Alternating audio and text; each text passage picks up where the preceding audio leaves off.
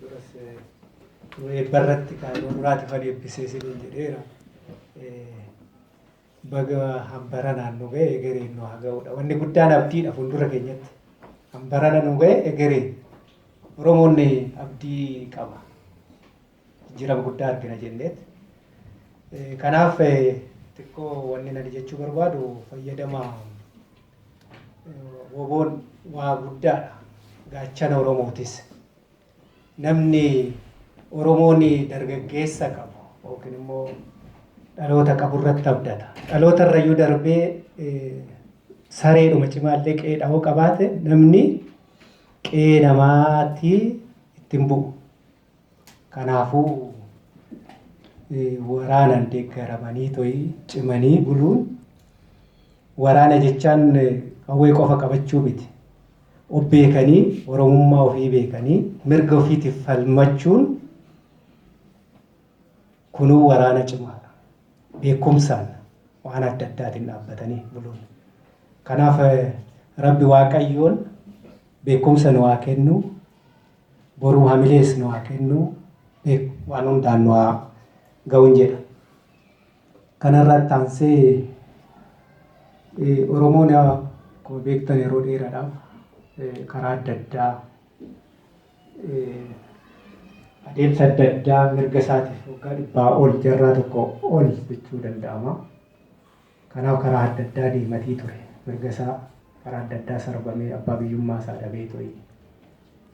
Eenyummaan isaatiillee gadi qabamee ture.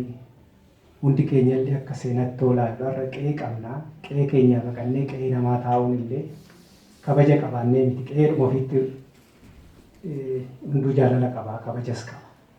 Oromoon qe'ee isaatiin deemu. Kana waan jedhu abbaan ilma qe'eedhumatti fuusisee qe'een akka hin diigamne godha qe'eedhaa baqannee too jirra. Kanaafuu bakka jirrutti immoo beekumsaanis wanna dandeenyunis yoo mormanne waa gaariidha jedhee tanani. Kana hoollee dubbadhu hawaasi fo'oo maaltu walitti fida jechuufani. Hawaasi keenya bakka jirutti amma karaa adda addaa yaadanis maallaqaanis hawaasa keenya karaa duubaa saba keenya karaa duubatiin deeggaraa jira. Bakka humni warra biyyaa jiran dhaqqabanitti isaanuu dhaqqabaati jiru. Anumaan martinu kana haala keessa deematii jiru.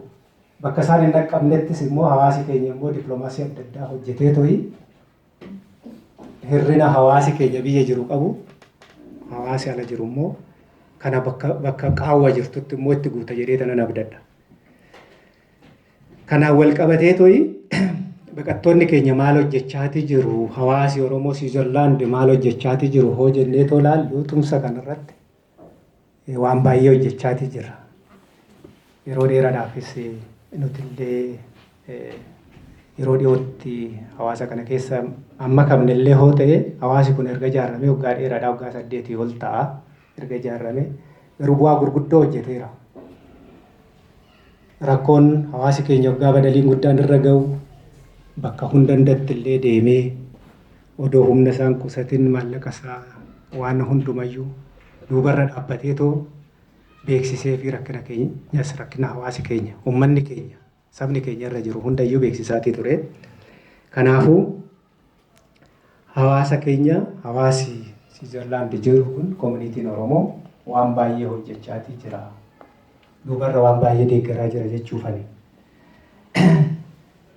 Kuni odoo kanaan jiru ammaaf hawaasi keenya baqatee to'aa jiraatu malee dur warri kana carraa kanan arganne akkuma duratti Jamaal seenaa oboo maalirraa ka'ee jedhee Sumaaleetti illee baqatanii achitti illee rakkoon irra ga'ee erga tokko dhumna jedhan sun nutis tokkummaa nu barbaachisa.